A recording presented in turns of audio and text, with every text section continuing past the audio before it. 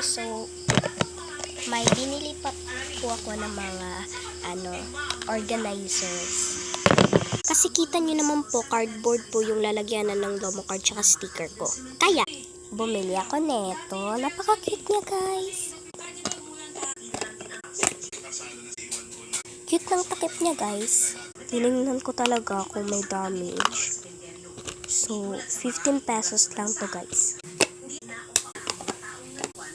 Ayun, guys. So, i-try natin ilagay yung isang box na Lomo card. So, binalik ko ulit siya dito sa box niya. Tilago ko lang yung stickers. Piliin ko yung pink para lalagyan ng Lomo cards.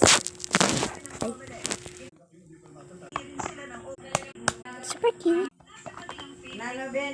Stickers. Yun lang po, guys. Bye. Please subscribe.